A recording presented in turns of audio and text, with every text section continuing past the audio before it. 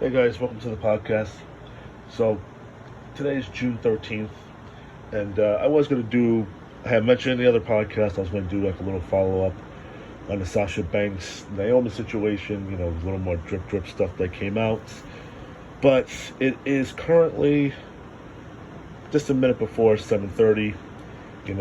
By now you've heard about what happened with Jeff Hardy, and obviously that is the bigger story in wrestling now.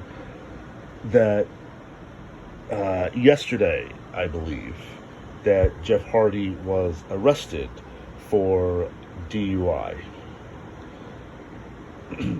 Let's see. He was arrested in Volusia County, Florida.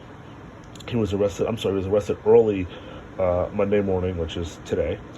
The records note that Hardy has been charged with driving while license canceled, suspended, revoked, violation of restrictions placed on driver's license, and DUI, alcohol, drugs, third offense within 10 years. And currently, he is still in custody and is supposed to have his first hearing in a judge tomorrow, June 14th at 1:30. Like I said, I don't follow AEW that closely, but apparently it was supposed to be a match on Wednesday's AEW Dynamite. It was supposed to be Young Bucks, Jurassic Express, and the Hardys in a match for the tag team titles. As of the most recent posting, obviously that match has changed because it's not even advertising anymore. So either it will just be the two teams or they will throw in a third team. So obviously now the question is, well, there's several questions, but one of the questions is, how does AEW Tony Khan respond to this? Because remember how Jeff Hardy ended up in AEW. He ended up in AEW because there was an incident at a house show with WWE a few months back where they said that Hardy was in rough shape. And that after the match, or maybe during the match, he had exited through the crowd. During the match. I think he was with Drew McIntyre. And he exited in the middle of the match, and he left. And WWE confronted him. They wanted him to go to rehab. He said no, he was released. There was some back and forth that nothing was wrong with Hardy. He just wasn't feeling well. And WWE, jumped the gun. They didn't wait for the results back. And then I think they tried to extend for him to come back, or something to that effect. But the point was, there was an offer to go to rehab. He said no. And obviously, if you recall, there was some unhappiness with Jeff Hardy on his part because he didn't like the way that he was being used. And if you think back to their pay-per-view last month, I believe it was All In or Full Gear, one of those names, where it was the Young Bucks versus the Hardys. And everybody was saying that, Jeff was hurting from his previous match with Darby Allin. And I'm sorry, I call bullshit. The second Jeff Hardy came through that curtain, you could see he was off. The face paint didn't look right. It looked like he was sweating. He was just the enthusiasm wasn't there making his entrance. He had messed up some spots in the match, and everybody was saying, well, when he climbed to the rope, he didn't want to slip because his boot came untied. I'm sorry. Clearly there was something off with Jeff Hardy during that match. And when I was watching that match against the Young Bucks, I was thinking about that match where he went to the crowd. Because remember, at the end of the match with the Young Bucks, he went through the crowd. And you can see Matt's face like, what is he doing? But he did come back. But there was something clearly off with Jeff. And I don't care what. Don't give me that crap that he was hurt. That man was on something. Or under the influence of something. Because I was, I don't do social media like I said, but I was Googling it just to see if there was other people out there who were seeing the same thing I was, and they agreed. And now I'm quite sure WWE is like, yeah, we did the right thing. Because there was some criticism for them because, again, they jumped the gun before they released him because they didn't get the results back in time. But clearly they're saying, we were right. For all of you who are criticizing us, we told you so. This is not the first time for Jeff. Jeff is, I believe Jeff is 41. There's a few other things he wanted to accomplish in wrestling. Two of them we know is not going to happen. One was to main event at WrestleMania, and the other was to do a Hell in a Cell match with The Undertaker. We know that's not happening. WWE is never going to touch him. The only way Jeff is going to be back in WWE is he goes into the Hall of Fame, or he becomes a producer, or a coach, or a manager, something to that effect. And then lucky if they extend that to him, because he can't be trusted. So now all eyes are now on Tony Khan. What do? You had somebody under the wrestling name of Havoc, who I believe was in trouble for either domestic abuse or sexual assault of a minor. It was one of those two. I believe it was during the Me Too movement. And they released him. They got rid of him. What are you going to do with Jeff? Clearly, Jeff does not want to go to rehab because he did not go where WWE offered for him to go. So what are you going to do? Now, Bill DeMott, if you remember, he was a wrestler and a trainer for WWE and WCW. And, sadly, I believe in 2015, his daughter was killed by a drunk driver. So he has very strong views on this. And I was just reading what he posted, that Jeff needs to be held accountable. He shouldn't be let out of jail. And that you call a cab or Uber or whatever. Now, that is the only part that,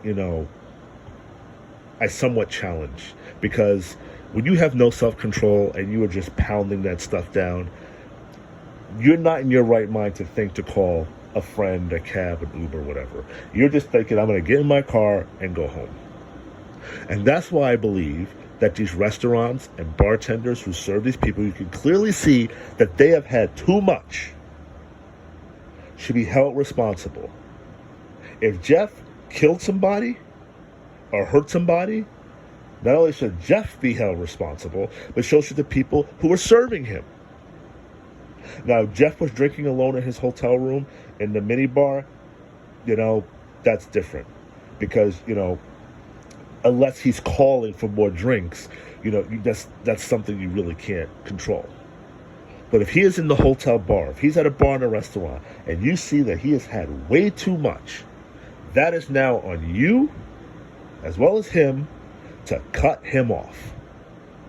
And there's clearly something unhappy in Jeff's life that he continues to relapse. Is there something unhappy that in his career that he never got to accomplish? Is there something in his personal life? Is it something in his music aspirations? Something. Now, I don't drink. I'm sure once you guys are hearing it, you're going to say, well, it's easy for you to pass judgment because you know what he's going through. No, I don't know what he's going through. I don't. And I've had alcoholism in my family. And I said the same thing. It's on them.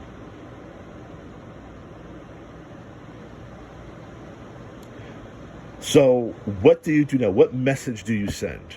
Do you fire Jeff Hardy? Do you suspend Jeff Hardy? Or do you just let him sober up, continue, and that he deals with the legal challenges? Because remember, on the other side, Jimmy Uso, there was no punishment for him in his DUI.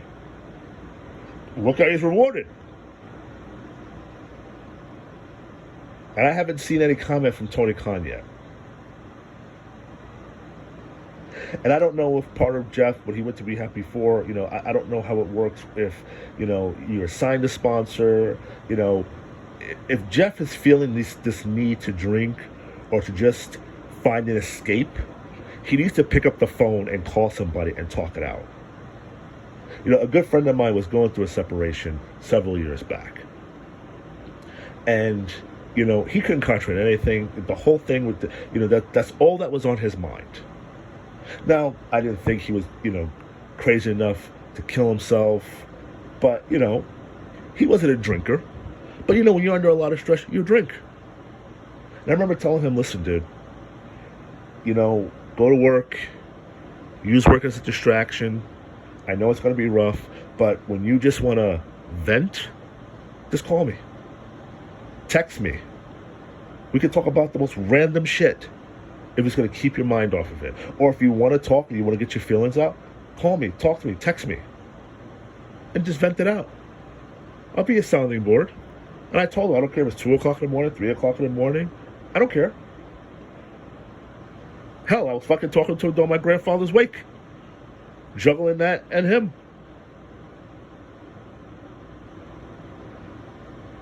So, clearly there's somebody in Jeff's life that he feels he cannot talk to.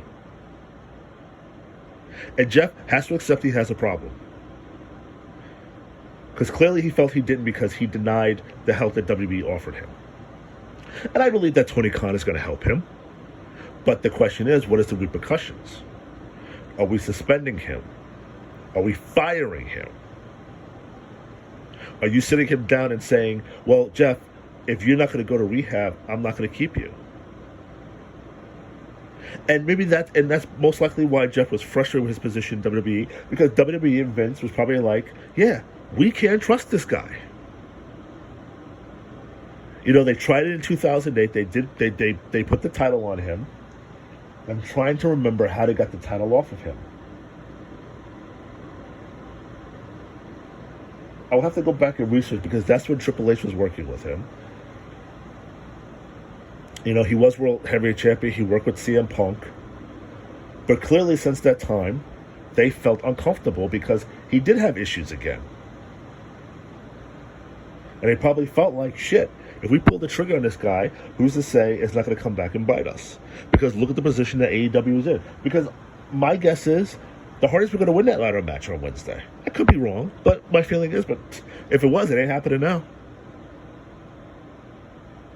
And now you have a trust factor. I'm sure Tony Khan put his neck out there and was like, okay, I'm going to do this and take Jeff's word that he's okay. And clearly he wasn't. So is Jeff going to make bail? I don't know. You know, how long is he going to spend time? Who knows? They may say he's just a danger to society and, you know, don't let him out. I don't know. I don't know how things work in Florida.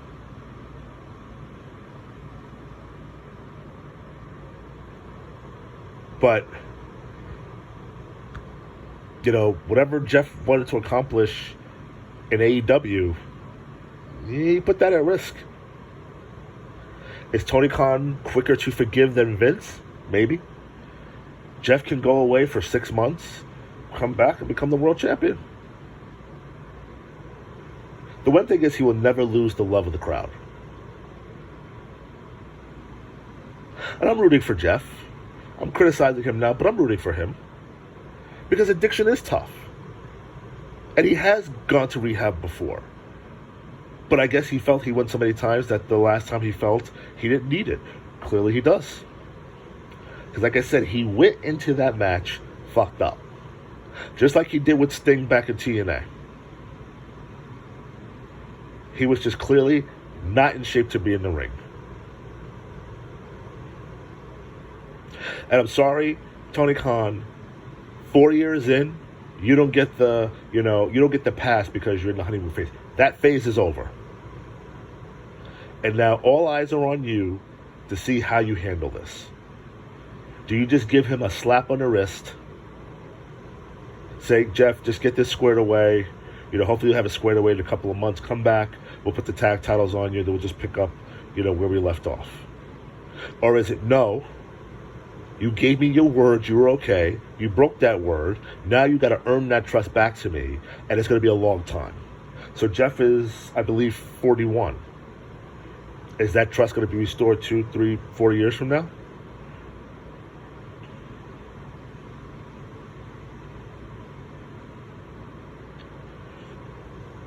What's going to happen?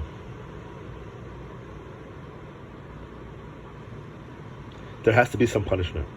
And if Jeff refuses to go to rehab, you got to let him go.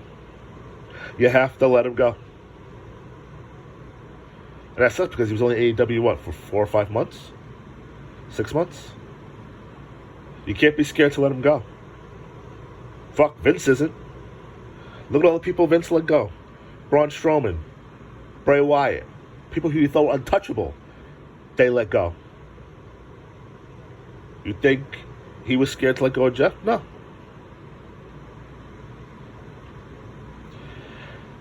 And do I think Jeff is going to want to come back? Yes, because he is not going to want his career to end on that note. You know, his career, yes, is tainted. I'm sorry. Yes, it's tainted. But is he going to want to go out on that last note like that? Probably not. And if anybody's going to give him that next chance, it will be Tony Khan. But again, there has to be some repercussions now. Like Bill DeMott said, he has to be held responsible. And if you're having this many DUIs, which is 31 in 10 years or whatever, you know, there's got to be a point where it's like, listen, no more driver's license. I believe it was suspended, not revoked completely. At this point, no more license. You can only be in the car that's moving if somebody else is driving. So I'm sure right now Tony Khan is trying to figure out what the hell to do, because he can't talk to Jeff right now. So I think that's why we may not have heard anything. I mean, if they do release a statement, it might be we heard and, you know, we support them and, you know, we'll speak at a later date. Because right now they can't do anything because Jeff is locked up.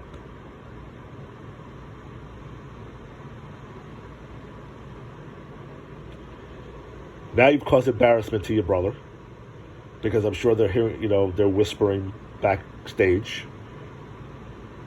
I'm sure WWE guys are like, yep, told you. They did the right thing. And it's like they said with CM Punk. Now, he's their problem. And now Jeff is Tony Khan's problem now.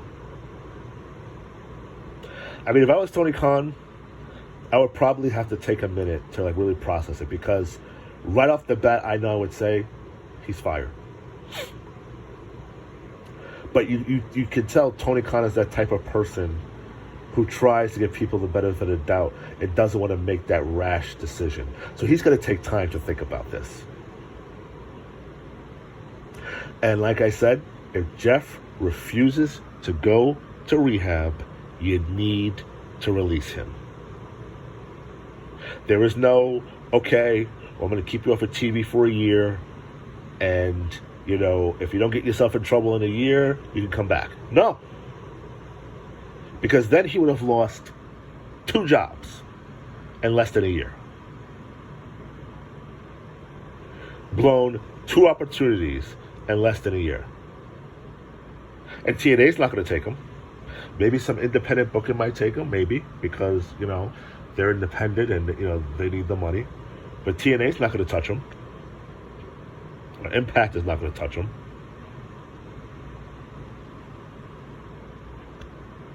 I can't see any well-known promotion, AAA or whatever. I can't see them taking him right now. He needs to clean himself up. I know addiction is serious and it's hard to break. I totally get that. And like I said, I am rooting for him. I have watched Jeff, okay, since he debuted in, I think he was with the Brood no, I'm sorry. I first saw them in 97. And I saw the clips, you know, back in 95. I think he was 16 or something like that. But he was wrestling X-Pac and 1-2-3 Kid at the time and Razor Ramon. But I have been watching Jeff Hardy for the Hardys for a long time.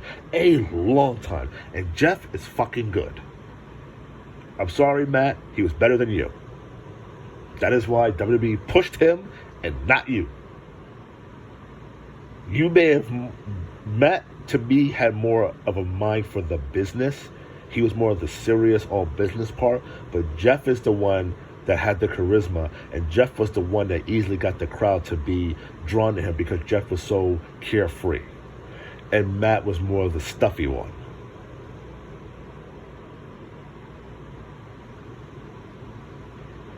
So I've watched Jeff for a long time. And Jeff is good. He's had his ups. He's had his downs.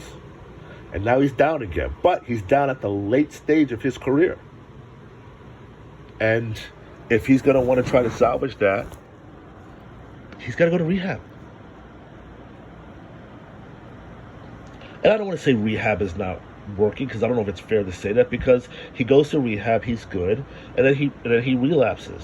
You know, not like, it's not like he finishes his rehab and then a week later he relapses. It's years down the road. So I'm not sure if you could say rehab is, or maybe it is a failure because there shouldn't be a relapse at all. I don't know.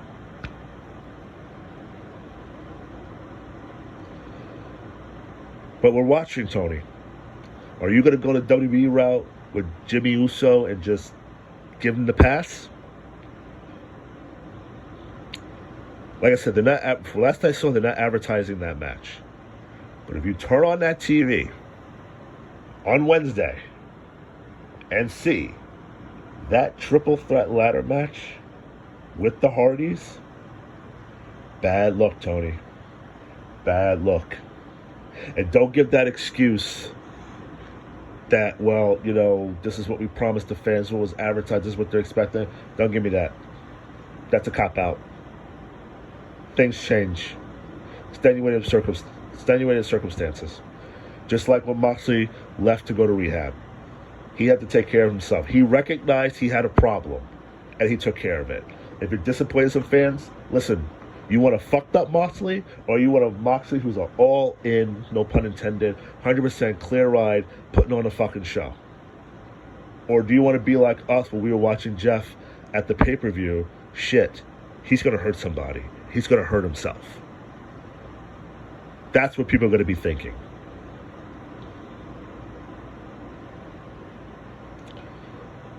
So like I always say, we'll stay tuned. There's going to be more to the story. If more comes out tomorrow or comes out Wednesday, I'll definitely do a follow-up to this. But I would guess, we'll hear a little bit tomorrow. Definitely tomorrow, because, again, he faces the judge tomorrow at 1:30. So sometime tomorrow, early evening, we should be hearing something. And then, we'll probably find out what they're going to do with the wrestling show late Tuesday or Wednesday. We'll see what it is. Because, like I said, at some point, he's either going to have a face-to-face with Tony or some sort of meeting with Tony. Matt's out of it. There's not like he can go talk to Matt, because Matt's out of it. Jeff's his own person. Matt can't be his mouthpiece. He could be his support system, but he can't be his mouthpiece. Jeff has to answer for this. And he needs to thank his lucky stars that he did not hurt or kill himself or kill anyone else. Because in New Jersey, they're trying to change the law, which I think is a good law they're trying to make. I shouldn't say change. They're trying to create a law, which I think is great, that if you are a drunk driver and you kill somebody and that person has kids, you have to pay child support. You will have to pay to support those kids. And damn right you should. If they got to take your house, take your apartment, take your car, that's what they're going to do. And damn right they should. Because you left somebody fatherless or motherless. And if it's a grown-up that you killed and that person doesn't have, children, then there's got to be something that goes to the family. Or if that person is married, you're going to pay that person alimony. You're going to pay them something.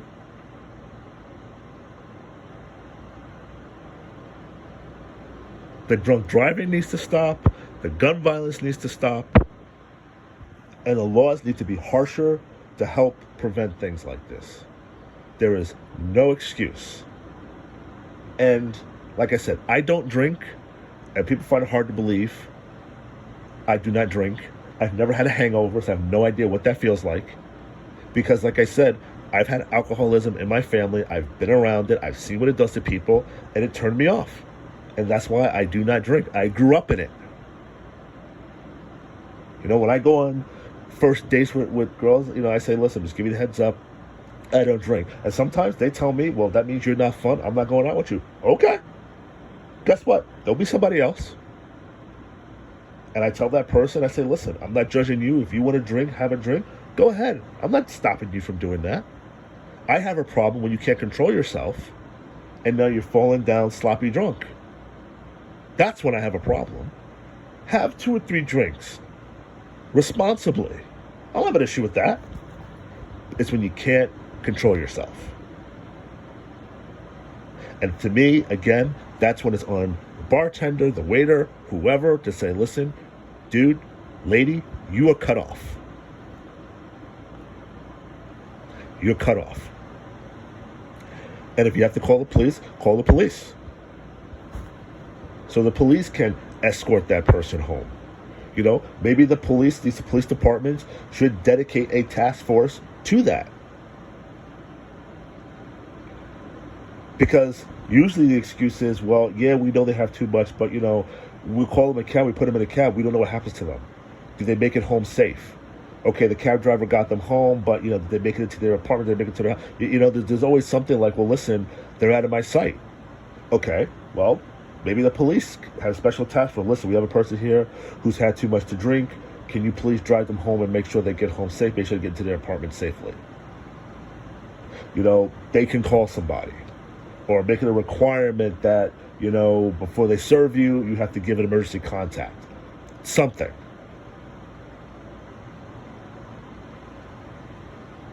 Can you imagine if Jeff had killed somebody? If he hit somebody? I mean, look at Sonny. Sonny's going through that right now. Right now, Sonny is going through that. A DUI that resulted in somebody getting killed. I believe she had posted bail. She got out. I believe they rearrested her. I believe. And Bill DeMott was outspoken on that too. And right, he should be. Because that's not the first time that Sonny was drunk driving. And now this time, an innocent person got killed.